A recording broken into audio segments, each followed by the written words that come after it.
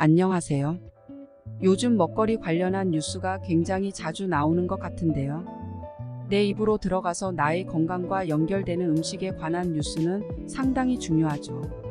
또 내가 먹는 건 보통 내 가족도 같이 먹는 음식이라는 얘기니까 가족을 위해서도 오늘의 정보 꼭 알아두셔야겠습니다. 오늘 준비한 내용은 바로 요리에서도 아주 흔하게 쓰이는 식용유에 대한 내용인데요. 먼저 시작 전 좋아요와 구독 버튼 그리고 알람 설정까지 꼭 눌러주시면 감사하겠습니다. 그럼 바로 시작하겠습니다.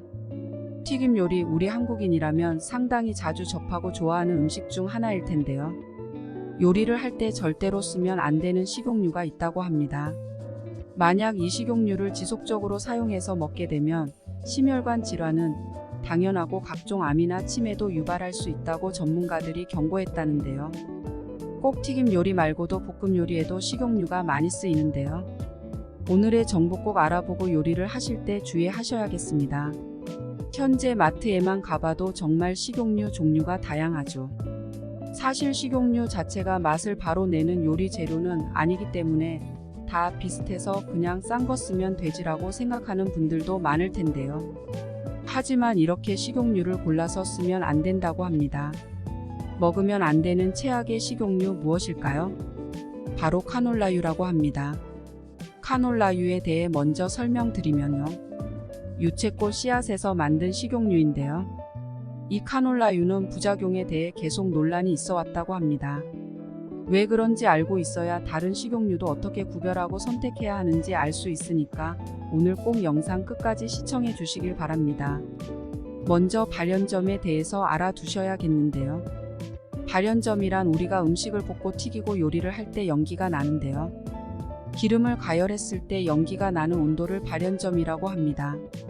그런데 이 기름들이 발연점을 넘으면 심각한 문제를 일으킨다고 합니다. 발연점을 넘게 되면 연기가 나는데 이 연기가 발암물질이라서 폐암과 각종 염증의 원인이 된다고 하는데요. 그럼 모든 기름이 다 연기 나면 나쁜 거 아니냐 하실 수도 있죠. 한 호주 연구단체가 여러 식용유를 비교해서 산화 안정성을 연구한 자료가 있는데요. 그 자료를 확인해 보시면 급성 물질이 가장 많이 나오는 식용유가 카놀라유였다고 합니다. 그 다음은 포도씨유였다고 하는데요. 카놀라유는 240도 이후부터는 독성 물질이 최대 27%까지 급속도로 치솟았고 포도씨유는 200도씨 이후부터 독성 물질이 증가했다고 합니다. 둘 다 온도를 240도 이후까지 높였을 경우 트랜스 지방 함유량과 독성 물질이 최고로 올라가고 금방 산패되는 단점이 있는 건데요. 이 정도 온도까지 요리할 때 스릴이 있나 싶겠지만요.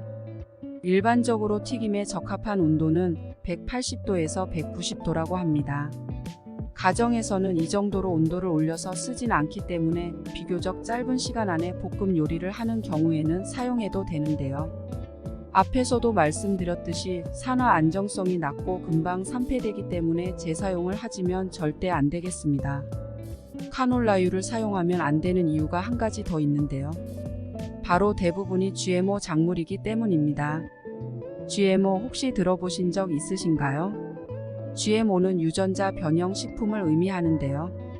농약에 잘 견뎌낼 수 있게 유전자 변이를 해서 만든 제품을 말합니다. 한마디로 농사가 쉽게 농약을 대량으로 살포해도 살아남을 수 있게 유전자 변이를 한 건데요. 여기서 문제가 발생합니다. 농약으로 쓰이는 성분 중 글리포세이트 제초제가 있는데요. 이 글리포세이트 제초제는 2015년에 후에서 인체 발암물질로 분류한 농약이고요. 최근에 외국의 한 연구에 따르면 살충제 사용량은 점점 늘고 있다고 하는데요. 또 이 글리포세이트에 저항성이 생긴 잡초를 없애려고 더 많은 양을 뿌려야 하기 때문에 GMO 작물들은 제초제에 더 많이 노출될 것이라고 발표했습니다. GMO 작물을 사용하고 있는 여러 식품들은 그럼 우리 몸에도 더 문제를 일으킬 수 있는 건데요. GMO에 관련해서는 아직 안전성이라든지 연구가 진행되고 있어 전문가들 의견도 차이가 있지만 조심히 접근해야겠습니다. 자, 그럼 산패와 변질이 쉽게 발생하고 연기에서 발암물질이 나오는 카놀라유 말고 어떤 식용유를 선택해야 하는지도 말씀드리겠습니다. 제일 좋은 식용유는 올리브유, 아보카도유 그리고 참기름과 들기름이라고 합니다. 특히 올리브유와 아보카도유에는 포화지방도 적고 영양 성분도 좋은 편이라고 하는데요. 올리브유는 특히 등급이 나뉘어서 가격도 다르게 판매되고 있으며 엑스트라 등급만 원재료로 짜서 판매되는 경우가 많고 나머지는 화학물을 타서 재추출하는 경우가 많다고 합니다. 조금 가격이 있더라도 엑스트라 버진을 구입하는 게 제일 좋겠습니다. 올리브유, 참기름, 들기름은 발연점이 160도로 낮기 때문에 드레싱이나 무침용으로 적당하고요. 카놀라유와 포도씨유는 발연점이 220도 정도로 높기 때문에 튀김 같은 요리에 적당하지만 산화 안정성이 불안해서 산패가 쉽고 트랜스 지방이 많이 나옵니다. 그러나 추가로 말씀드린 GMO 부분과 관련지어 크게 추천드리지는 않는데요. 참고로 해바라기유도 고온 가열 시 포르말데하이드와 발암물질이 가장 많이 생성된다는 연구자료가 있어 추천하지 않습니다. 코코넛 오일은 발연점이 220도로 볶음 튀김에 사용하셔도 좋지만 포화지방산이 높다고 합니다. 이렇듯 흔히 보이는 식용유도 전부 다 각각 차이점들이 있는데요. 마지막으로 어떤 기름을 선택하셔도 주의하셔야 할 점 한 가지를 더 말씀드리겠습니다.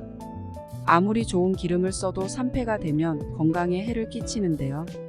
산패가 되지 않도록 서늘한 곳에 꼭 잘 보관하시고 당장 어렵더라도 오늘의 내용 참고하셔서 다음에 식용유를 구매하실 때는 조금 더 건강한 식용유를 선택하시길 바라겠습니다. 항상 건강 챙기시고요. 오늘의 영상이 조금이나마 도움이 되셨으면 좋겠습니다. 여기까지 김미 소식이었습니다. 감사합니다.